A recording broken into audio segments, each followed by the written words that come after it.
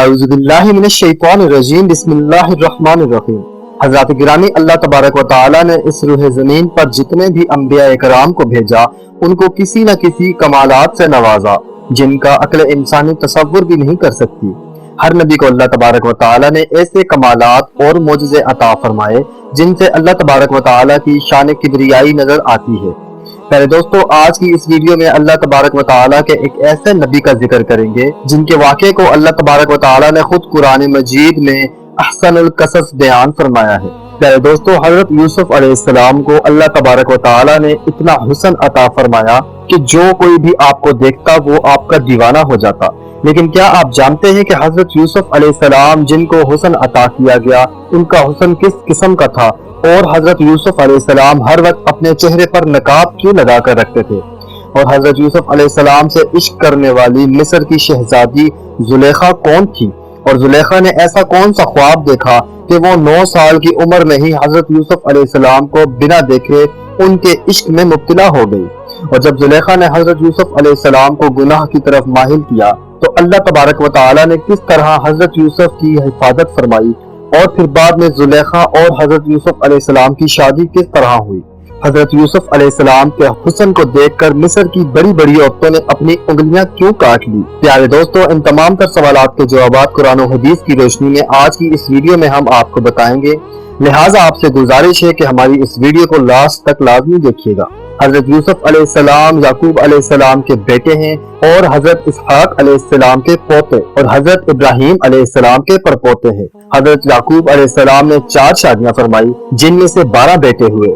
6 बेटे आपकी पहली शादी में से थे और 2 बेटे बाकी तमाम 3 शादियों में से। हजरत यूसुफ अलैहिस्सलाम याकूब अलैहिस्सलाम की दूसरी शादी में से पैदा हुए।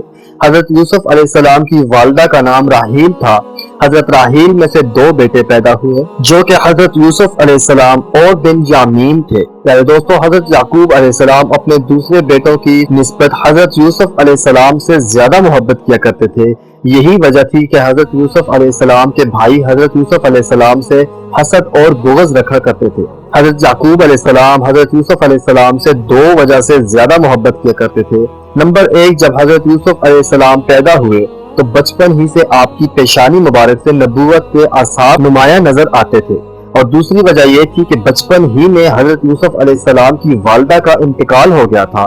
इसी वजह से हजरत याकूब अलैहिस्सलाम हजरत यूसुफ अलैहिस्सलाम से ज्यादा मोहब्बत किया करते थे। प्यारे दोस्तों, अब बात करते हैं कि जुलेखा कौन थी और ये किस तरह हजरत यूसुफ अलैहिस्सलाम के इश्क में मुब्तला हुई, और किस तरह इसने हजरत यूसुफ अलैहिस्सलाम को गुनाह की तरफ माइल किया, और बाद में अल्लाह तबारक व तआला ने उसको बुढ़ापे से जवानी कैसे अता फरमाई, और हजरत यूसुफ अलैहिस्सलाम से उसका निकाह किस तरह हुआ। प्यारे दोस्तों, एक औरत जो तारीख की किताबों में जुलेखा के नाम से मशहूर हुई, वो तहमूस बादशाह की औलाद में से थी, और ये बहुत ही खूबसूरत शहजादी थी।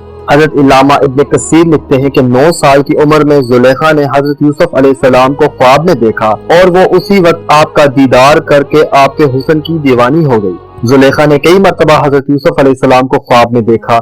जैसे जैसे वो हजरत यूसुफ अलैहिस्सलाम को अपने ख्वाब में देखती थी, वैसे वैसे उनका इश्क बढ़ता जाता। एक मर्तबा ऐसा हुआ कि जुलेखा ने हजरत यूसुफ अलैहिस्सलाम को अपने ख्वाब में अजीज मिस्र के रूप में देखा, और कुदरत इलाही से ऐसा हुआ कि उसी साल जुलेखा के लिए अजीज मिस्र ने रिश्ता भेजा। इस तरह जुलेखा ने अजीज मिस्र के रिश्ते को फौरन कबूल कर लिया, क्योंकि जुलेखा ने हजरत यूसुफ अलैहिस्सलाम को अजीज मिस्र के रूप में देखा था, और वो पहले ही आपके हुस्न की दीवानी हो चुकी थी। लेकिन वो रिश्ता हकीकत में उस वक्त अजीज मिस्र अताफीर बिन रोहब का था। चुनाचा इस तरह जुलेखा और अजीज मिस्र की शादी हो गई।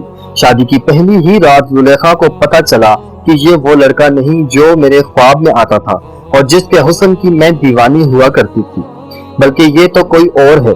चुनाचा वक्त यूं ही गुजरता गया, और उधर हजरत यूसुफ अलैहिस्सलाम के भाइयों ने हजरत यूसुफ अलैहिस्सलाम को चंद सिक्कों के इवज हसद और तकब्बुर की वजह से बेच डाला, और इस तरह हजरत यूसुफ अलैहिस्सलाम बिकते बिकते मिस्र के बाजारों में आ गए। इस तरह जब हजरत यूसुफ अलैहिस्सलाम मिस्र के बाजारों में तशरीफ लाए तो पूरे मिस्र में ये बात जंगल में आग की तरह फैल गई कि मिस्र के अंदर एक ऐसा गुलाम बिकने के लिए आया है जिसके हुस्न जमाल का कोई मुकाबला नहीं कर सकता, जो इंतहाई हसीन जमील है। उस वक्त मिस्र के तमाम लोग हजरत यूसुफ अलैहिस्सलाम के हुस्न को देखने के लिए मिस्र के बाजार में जमा हो गए, اور ہر کسی کی یہ خواہش تھی کہ وہ حضرت یوسف علیہ السلام کو خرید لے۔ اور ادھر زلیخا کے شوہر عزیز مصر کو جب اس بات کی خبر ملی تو عزیز مصر نے حضرت یوسف علیہ السلام کو ان کے وزن کے برابر سونا دے کر اور ان کے وزن کے برابر مشک اور ریشمی کپڑے دے کر خرید لیا۔ اس طرح عزیز مصر حضرت یوسف علیہ السلام کو اپنے گھر لے آیا، جیسا کہ اللہ تبارک و تعالیٰ قرآن پاک میں اس واقعے کی طرف اشارہ کر کے ارشاد فرماتے ہیں، اور مصر والوں میں سے جس نے حضرت یوسف علیہ السلام کو خریدا تھا اس نے اپنی بیوی سے کہا، اسے بہت عزت اور احترام سے رکھو، ممکن ہے یہ ہمیں فائدہ پہنچائے، ہم اس کو اپنا بیٹا بنا لیں۔ یوں ہم نے مصر کی سرزمین میں یوسف کے قدم جما دیے۔ میرے دوستو، یوں حضرت یوسف علیہ السلام بکتے بکتے عزیز مصر کے محل میں پہنچ گئے۔ حضرت یوسف علیہ السلام عزیز مصر کے محل میں سکون سے رہنے لگے۔ حضرت یوسف علیہ السلام کیونکہ بچپن ہی سے حسن میں باکمال تھے، لیکن آپ نے جب اپنی جوانی کی دہلیز پر قدم رکھا تو آپ کا حسن اپنے عروج پر آ گیا۔ اور ادھر زلیخا جو انہیں پہلے ہی اپنے خواب میں دیکھ چکی تھی، وہ آپ کو دیکھتے ہی آپ پر فدا ہو گئی، جیسا کہ اللہ تبارک و تعالیٰ قرآن پاک میں ارشاد فرماتا ہے، وہ پھسلنے لگی اور دروازے بند کر لیے اور کہنے لگی، لو آؤ تو۔ حضرت یوسف علیہ السلام نے کہا، اللہ کی پناہ، تیرا شوہر تو میرا آقا ہے جس نے مجھے عزت دی، میں ایسا ظلم نہیں کر سکتا، بے شک ظالم نجات نہیں پاتے۔ میرے دوستو، زلیخا جو کہ بچپن ہی سے حضرت یوسف علیہ السلام کو اپنے خواب میں دیکھتی آ رہی تھی، جب اس نے حضرت یوسف علیہ السلام کو اپنے سامنے پایا تو اپنی خواہش پوری کرنا چاہی اور محل کے کمروں میں بند کر کے حضرت یوسف علیہ السلام کو گناہ کی دعوت دینے لگی۔ لیکن حضرت یوسف علیہ السلام نے ارشاد فرمایا کہ اللہ سے ڈرو، بے شک اللہ تبارک و تعالیٰ دیکھ رہا ہے۔ لیکن زلیخا اپنی خواہش پوری کرنے سے باز نہ آئی۔ اس طرح حضرت یوسف علیہ السلام کو کمروں کے اندر بند کر کے زلیخا نے اپنی خواہش پوری کرنی چاہی تو حضرت یوسف علیہ السلام دروازے کی طرف بھاگے اور دروازے اللہ تبارک و تعالیٰ کے حکم سے کھلتے گئے۔ اس طرح جب حضرت یوسف علیہ السلام بھاگتے بھاگتے محل کے آخری دروازے تک پہنچے تو زلیخا نے حضرت یوسف علیہ السلام کو پیچھے قمیض سے پکڑ لیا، جس کی وجہ سے قمیض پیچھے سے پھٹ گئی۔ حضرت یوسف علیہ السلام نے جب آخری دروازہ کھولا تو اپنے سامنے عزیز مصر کو پایا۔ عزیز مصر نے جب حضرت یوسف علیہ السلام کو بند کمروں سے نکلتے ہوئے دیکھا تو زلیخا نے شور مچانا شروع کر دیا کہ یوسف میرے ساتھ بدکاری کرنا چاہتا ہے، اور زلیخا اپنے شوہر عزیز مصر سے بولی کہ جو شخص تیری بیوی کے ساتھ برا ارادہ کرے، بس اس کی سزا یہی ہے کہ اس کو قید کر دیا جائے اور اسے دردناک سزا دی جائے، جیسا کہ اللہ تبارک و تعالیٰ سورہ یوسف میں ارشاد فرماتے ہیں کہ حضرت یوسف علیہ السلام نے فرمایا کہ یہی مجھے اپنی نفسانی خواہش پوری کرنے پر مجبور کر رہی تھی۔ اس وقت عزیز مصر نے حضرت یوسف علیہ السلام سے پوچھا کہ تمہارے پاس کیا ثبوت ہے؟ مفسرین لکھتے ہیں کہ اس وقت اس کمرے میں حضرت یوسف علیہ السلام اور زلیخا کے علاوہ ایک ایسا بچہ موجود تھا جو ابھی چھوٹا تھا اور وہ بول بھی نہیں سکتا تھا۔ اس نے حضرت یوسف علیہ السلام کی پاک دامنی کی گواہی دی۔ اس بچے نے کہا، اگر حضرت یوسف علیہ السلام کی قمیض آگے سے پھٹی ہوئی ہے تو اس کا مطلب ہے کہ حضرت یوسف علیہ السلام گنہگار ہیں، لیکن اگر حضرت یوسف علیہ السلام کی قمیض پیچھے سے پھٹی ہوئی ہے تو زلیخا گنہگار ہے۔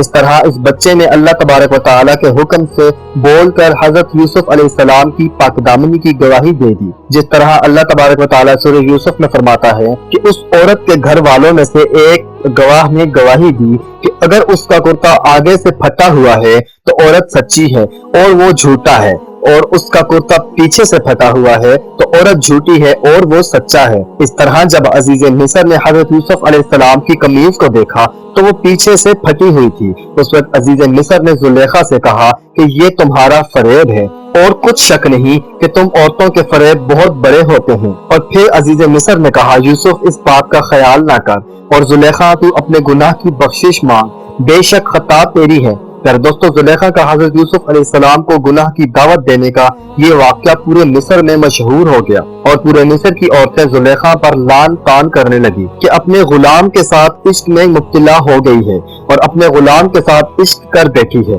اس طرح مصر کی تمام عورتوں نے جب اندر ہی اندر چرچا کرنا شروع کر دیا کہ عزیز مصر کی بیوی اپنے غلام کو چاہتی ہے، اس کی محبت کے اندر گرفتار ہو گئی ہے۔ جب زلیخا نے یہ دیکھا کہ پورے مصر کے اندر مجھ پہ لعن طعن ہو رہی ہے، تمام عورتیں مجھے غلط سمجھ رہی ہیں، اس وقت زلیخا نے تمام مصر کی عورتوں کو حضرت یوسف علیہ السلام کا حسن دکھانے کا ارادہ کیا تاکہ ان کو بھی پتہ چل سکے کہ حضرت یوسف علیہ السلام کتنے حسین اور جمیل ہیں اور زلیخا کس وجہ سے ان پر فدا ہوئی ہے۔ ایک دن زلیخا نے تمام بڑے بڑے امراء کی عورتوں کو اپنے محل کے اندر دعوت دی اور مصر کی ان تمام عورتوں کو پھل تراشنے کے لیے چھریاں اور چاقو پکڑا دیے، اور ساتھ ہی زلیخا نے حضرت یوسف علیہ السلام کو ان کے سامنے سے گزرنے کا کہا۔ ادھر مصر کی عورتیں چھریوں کے ساتھ پھلوں کو تراش رہی تھی اور ادھر حضرت یوسف علیہ السلام ان کے سامنے جلوہ فروز ہیں۔ بس پھر ان عورتوں نے حضرت یوسف علیہ السلام کے حسن کو دیکھا تو حضرت یوسف علیہ السلام کے حسن کو دیکھتے ہی مدہوش ہو گئیں اور پھلوں کے بجائے اپنی انگلیاں کاٹ ڈالی۔